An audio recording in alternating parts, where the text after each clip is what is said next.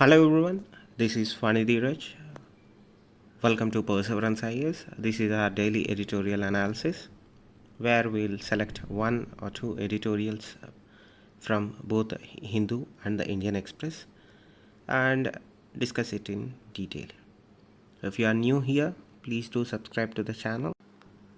For today's session, the editorial is taken from the Indian Express.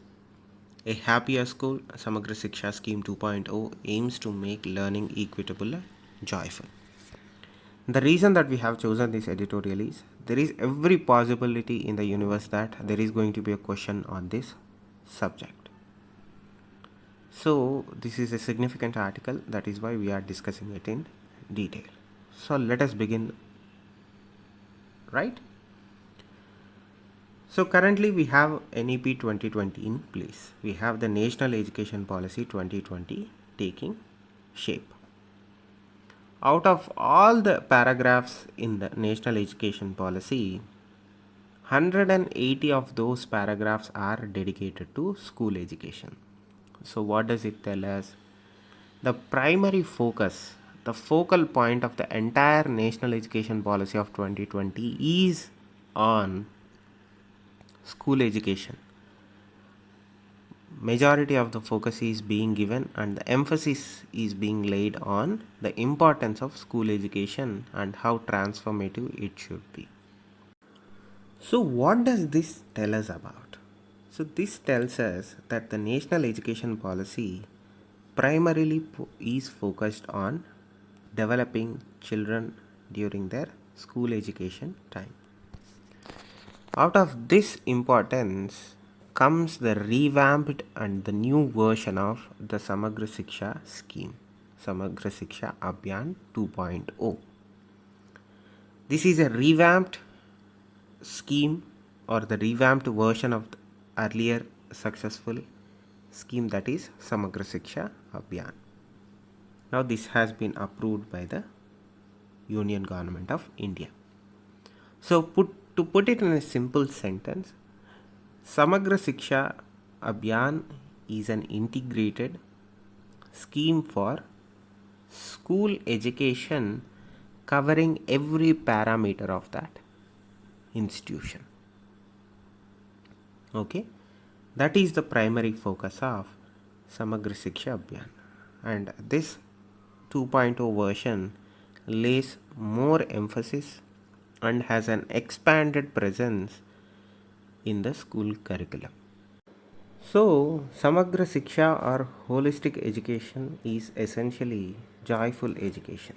The focus is on ensuring a joyful and a fun-filled educational system for a child. Now, what are the components that are in Samagra Shiksha 2.0 or holistic education scheme? There is the physical component, there is the social component, emotional component, mental well-being of the child is also given primacy. These are all given importance along with academics and skill development in an integrated format. So no longer are these components tackled in an individual basis. So whatever the curriculum is going to be developed or has already been developed will involve all of these components along with academic and skill development components. So this will be an integrated component or integrated format. Now what is the focus of the version 2.0? The focus of the version 2.0 is going to be on access and retention. So what are the biggest hurdles in our country for education, particularly for higher education, higher school level education? Is access and retention. Now not only that, they are also going to strive for or in strengthening foundations for children. Now it is going to be an equity and inclusion based curriculum where quality and standards are already given importance. Now the curriculum is going to be a holistic one and the teaching methodology is also going to be an holistic approach. Whatever the assessment that is done, they are going to reform those assessments meaning your examinations are going to see reforms under this scheme. Not only that, capacity building is also being taking place. Now, how do you ensure that there is a positive capacity building activity or exercise? You improve your stakeholder participation and you integrate it with technology, meaning you are going to see better and advanced technology being integrated into the curriculum or into the format. And how are they going to achieve with it? They are going to achieve this by integrating or improving stakeholder participation. So to reiterate, version 2.0 of Samagra Shiksha scheme is going to be focusing on access and retention, strengthening the foundations of an individual, ensuring equity and inclusion of all groups, improving the quality and standards of the education that is being given. The curriculum that is going to be developed is going to be holistic. The teaching is also going to be holistic. Whatever the assessment that has been done now, or whatever the practices of assessments that were being followed till now, we are going to see reforms in that. Capacity building is being done, right? Now we are going to see higher participation of other stakeholders in this reforms. And they are also going to integrate better technology into the scheme. Currently, there are over 25 crore children between the age groups of 6 and 18 in our country. Right? What is the first thing that they need for a better future? They need access to quality education. Not only giving access to education at an affordable price is also very, very, very, very important. Right? If you need a strong future generation, you need to provide them with quality education that is both accessible, affordable, and qualitative. That is how you build your future generation. To simply put, this scheme is the Samagra Shiksha scheme 1.0 on steroids. Now, in the first version of this scheme, they have been funding basic school infrastructure, textbooks, uniforms, and they were facilitating admissions to private schools under Right to Education Act since the scheme was announced. Right? Later on, the RTA came. Since its inception, they were facilitating admissions into private schools also under RTE. Now, under the version 2.0, for the first time, preschool infrastructure, workshop or laboratory cum classroom for vocational education shall also be funded under this scheme. In earlier version, only basic school infrastructure was being funded. In the new version, preschool infrastructure along with any workshop or laboratory buildings, infrastructure they need, are classrooms for vocational education, not regular education, but also if the school wants to carry out vocational classes for other people so that they can get lateral entry into education, this scheme will also fund those infrastructure projects. Mind you, when we're talking, the focus is going to be on access and retention. The first problem that we face, particularly in girls at these standards, particularly class 8 to 10, is retention issues.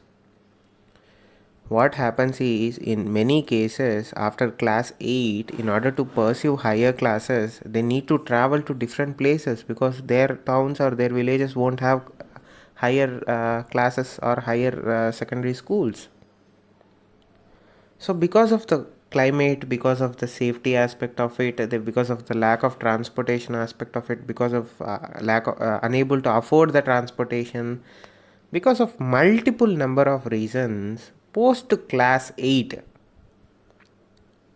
predominantly or girl students to be very specific, cannot attend higher education, right? Because of, as the reasons I told you. So this scheme will concentrate on retention. This scheme will provide transport for students to attend formal education, and the idea is to ensure that retention happens after class 8 and 10. Right? Now the idea is to attract 16 to 19-year-old out of school children through open school system. So what is open school system? To give you an example, in earlier point we discussed that the scheme is going to fund infrastructure projects for vocational education. Vocational education is something that will supplement conventional education, right? There are large percent of people in our country who are aged between 16 to 90, in some cases above and in some cases below, who are out of school children, right? Now, in order to bring them back into school, you need to bridge the gap that they missed in this period. Let us say he studied till 5th class. After 5th class, for whatever reason, he had to drop out of the school.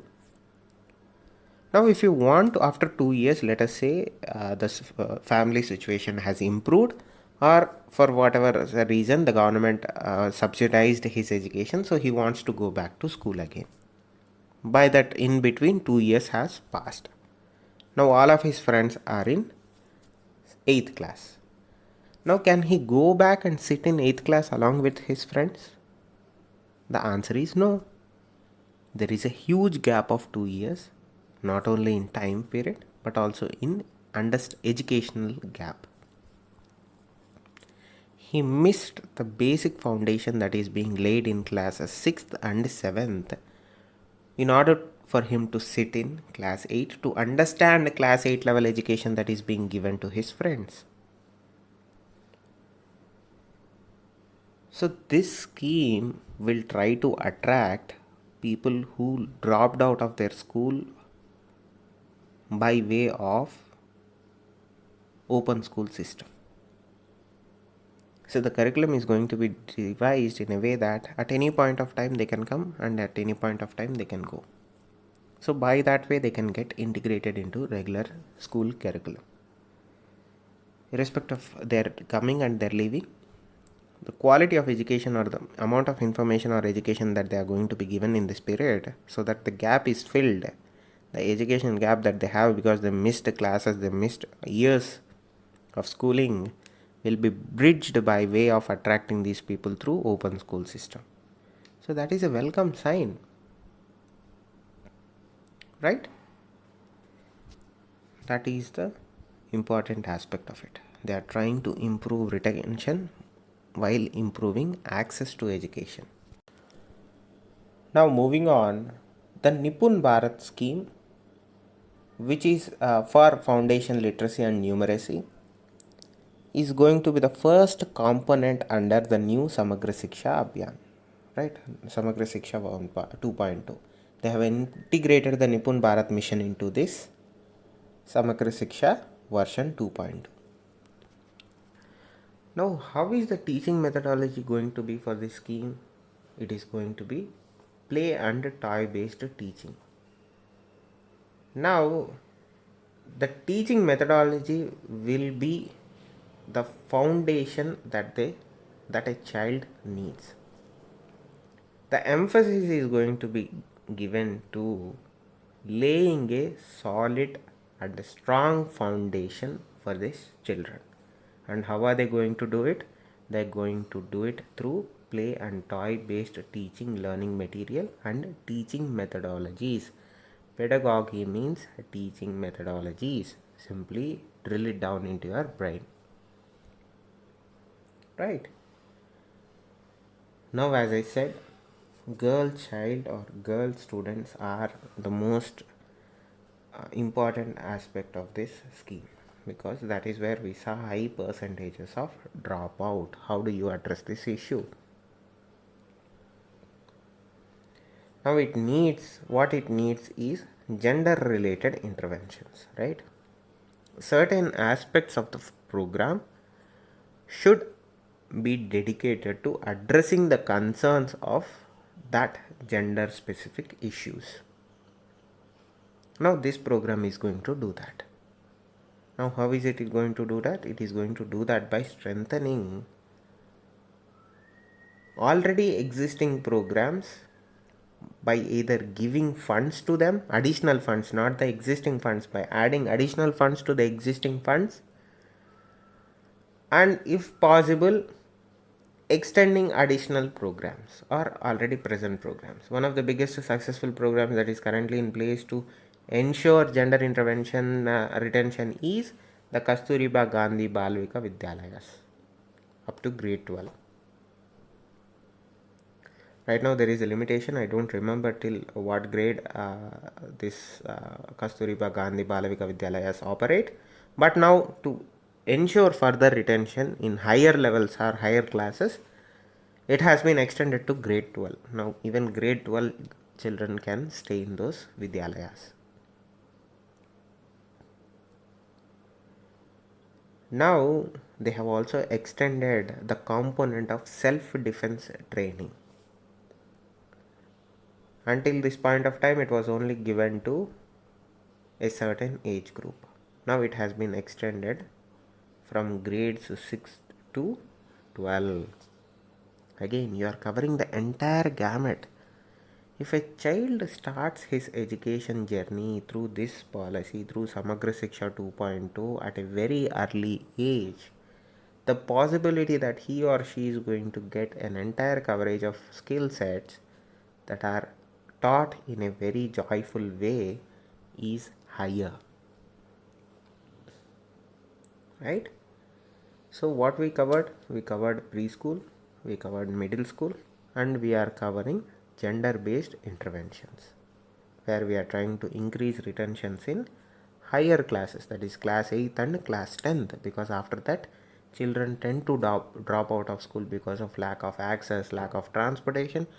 In girls, it's the case of security issue. Though it is sad to say that, but security situation is a concern for family with a girl child in our country right now. And there are other multiple factors that are entirely individual based. You cannot club them together. There are individual level problems that a family faces that may force a girl child to drop out of school at class 8 or class 10. Now this is what the Samagra Shiksha Abhiyan or Samagra Shiksha 2.0 covers. Now it also covers disabled people, particularly disabled girls. Now this program will cover disabled girls from preschool to grade 12. Not only that, they will get separate stipend amount and separate funding for aids and appliances. So this is not only limited to disabled girls, particularly in higher classes. They might need some sanitation requirements or